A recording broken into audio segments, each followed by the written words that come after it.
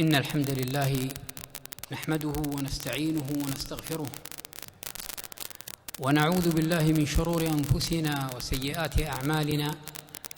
من يهده الله فلا مضل له ومن يضلل فلا هادي له، وأشهد أن لا إله إلا الله وحده لا شريك له، وأشهد أن محمدًا عبده ورسوله صلى الله عليه وعلى آله وصحبه وسلم.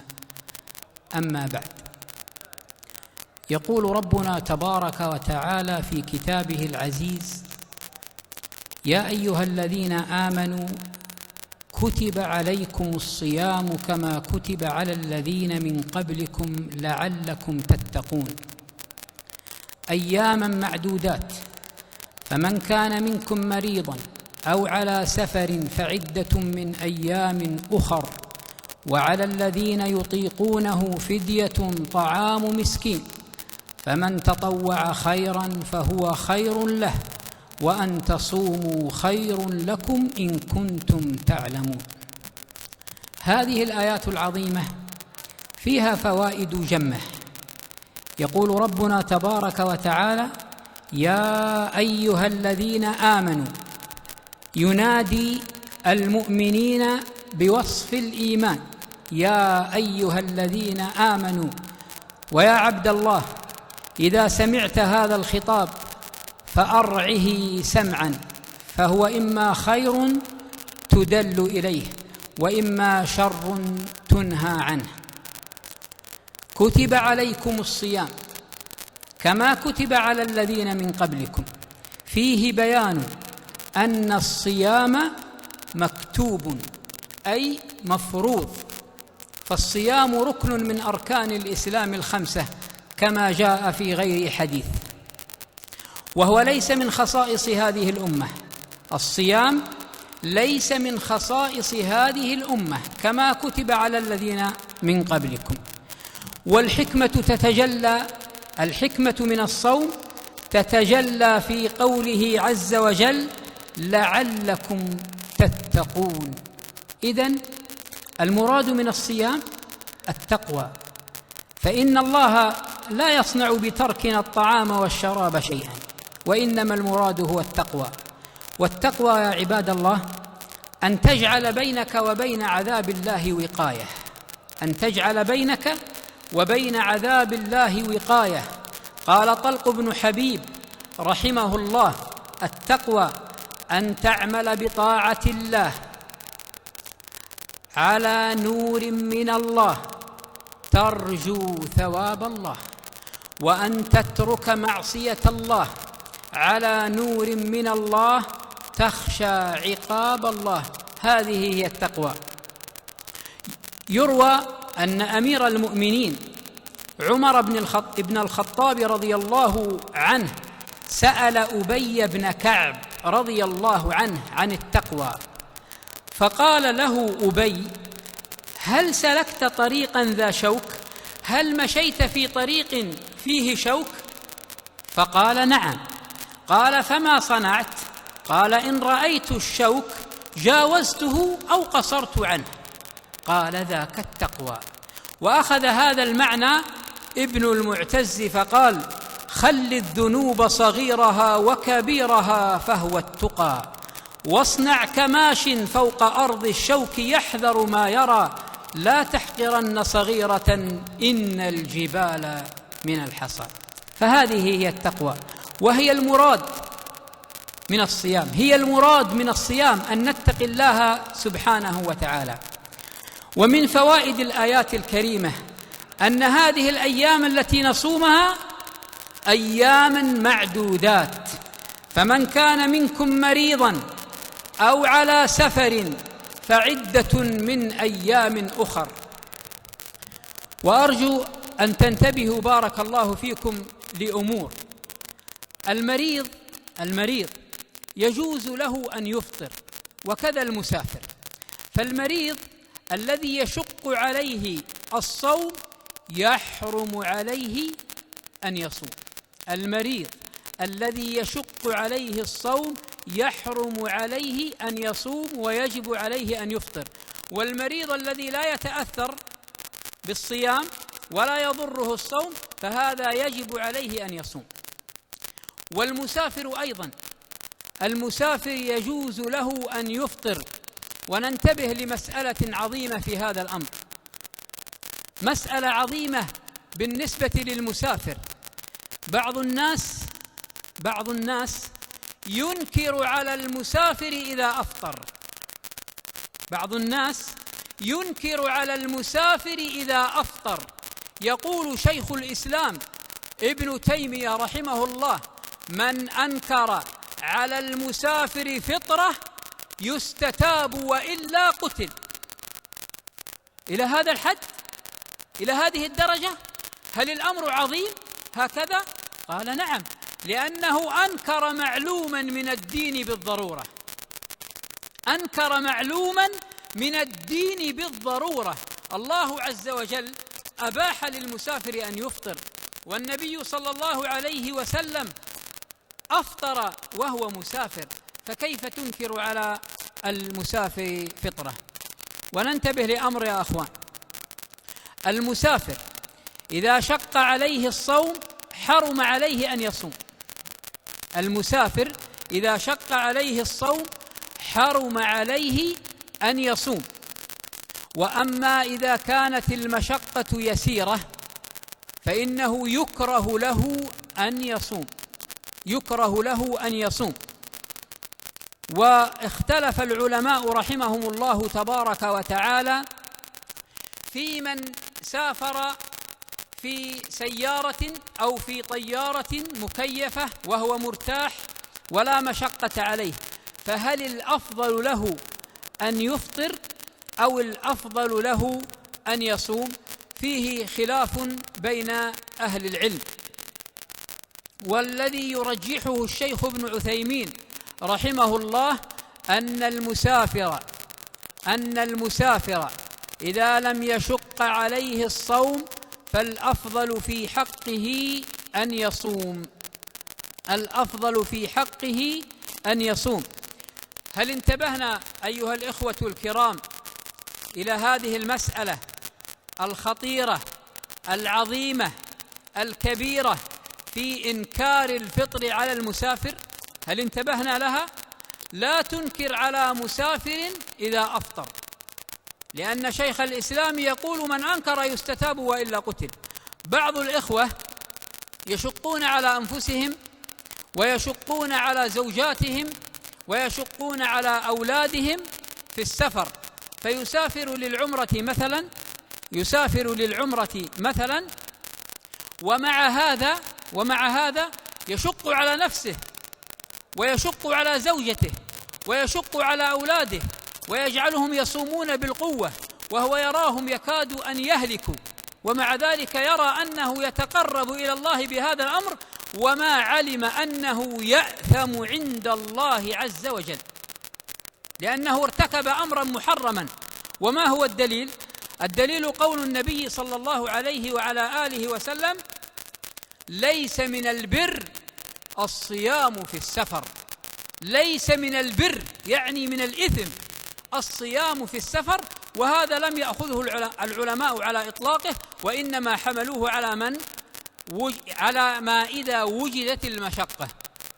والنبي صلى الله عليه وعلى آله وسلم لما قيل له وهو في السفر إن الصوم شق على الصحابة أخذ إناء من ماء، قدحا من ماء، بعد صلاة العصر فشربه والناس ينظرون. فشرب بعض الصحابة وبعض الصحابة صاموا. أتدرون ماذا قال عن الصائمين عليه الصلاة والسلام؟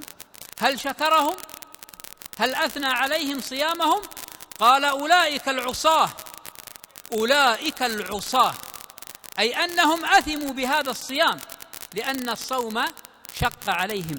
فلا تشق على نفسك ولا تشق على أهلك. إن سافرت وهناك مشقة في الصوم فأفطر. وأما إن لم يكن هناك مشقة فخلاف كبير بين العلماء فيما هو الأفضل. الشيخ ابن باز رحمه الله يقول الأفضل أن يفطروا، والشيخ ابن عثيمين رحمه الله يقول الأفضل أن يصوموا، ولكل وجهته. أختم هذا الحديث بأمر قد يلتبس على بعض الناس. بعض الناس يستدلون بقوله تعالى في جواز أو في أفضلية الفطر للمسافر، يستدلون بقوله تعالى وأن تصوموا خير لكم. بعض الناس، انتبهوا لهذه النقطة بارك الله فيكم، بعض الناس يقول إن الصيام في السفر أفضل من الفطر، ويستدل بقوله تعالى وأن تصوموا خير لكم، وهذا استدلال خاطئ جدا. الله عز وجل يقول وعلى الذين يطيقونه فدية طعام مسكين فمن تطوع خيرا فهو خير له. أول ما فرض الصيام كان على التخيير، من شاء أن يصوم فليصم ومن شاء أن يفطر فليفطر، ولكن يطعم عن كل يوم مسكينا، فمن تطوع خيرا فهو خير له، أي من زاد على إطعام المسكين مسكينا آخر فهو خير له. وأن تصوموا خير لكم، وأن تصوموا خير لكم لا علاقة لها بالمسافرين البتة. والعلماء اختلفوا في المسافر فيما لو صام هل صومه صحيح أم صومه باطل. أختم بوصية نفسي وإياكم أن لا نشق على أهلنا ولا نشق على أنفسنا إذا سافرنا، فرخصة الله واضحة، والله عز وجل يحب أن تؤتى رخصه كما يحب أن تؤتى عزائمه، فلا نشق على أنفسنا. إذا شق عليك الصيام في السفر فأفطر، ويحرم عليك الصيام وتأثم إذا صمت، وعند ابن حزم عليك القضاء ولو صمت. فالأمر سهل ولله الحمد. أسأل الله العظيم رب العرش الكريم أن يوفقني وإياكم للهدى في هذا الشهر الكريم، وأن يرزقنا قيام شهر رمضان وصيامه على الوجه الذي يرضيه سبحانه وتعالى، وأن يجعلنا ممن يتلون كتابه آناء الليل وأطراف النهار. وسبحان ربك رب العزة عما يصفون، وسلام على المرسلين، والحمد لله رب العالمين، وصلى الله وسلم على نبينا محمد وآله وصحبه.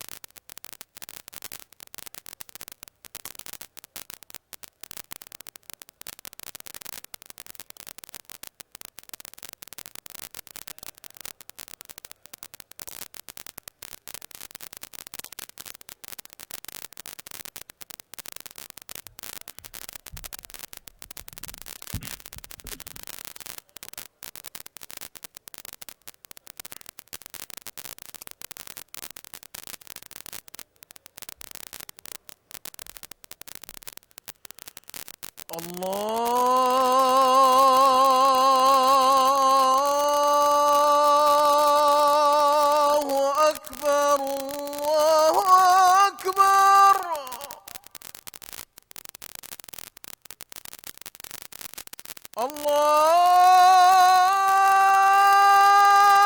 الله أكبر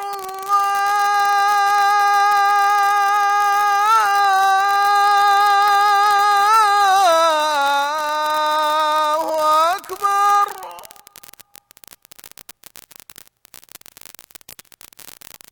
أشهد أن لا إله إلا الله.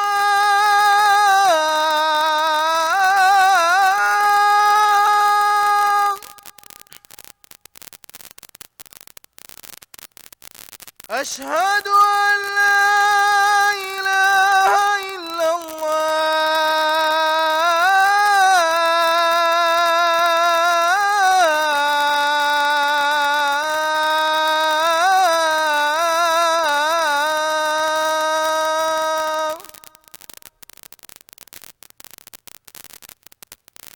أشهد أن محمدًا رسول الله.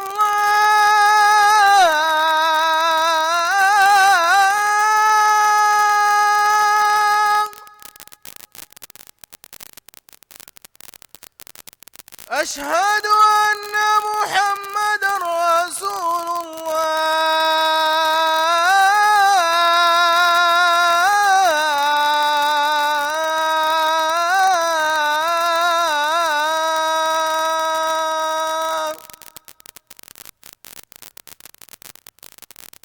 حي على الصلاة.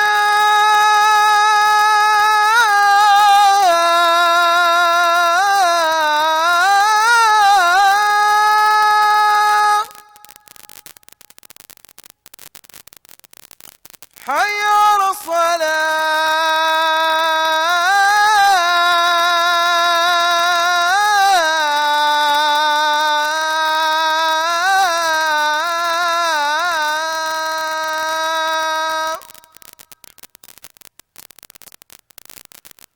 حي على الفلاح.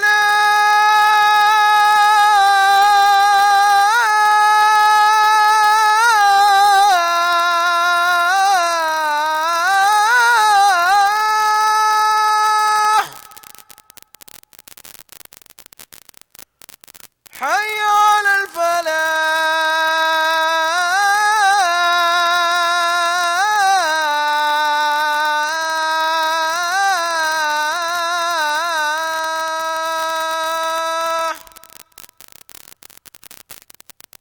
الله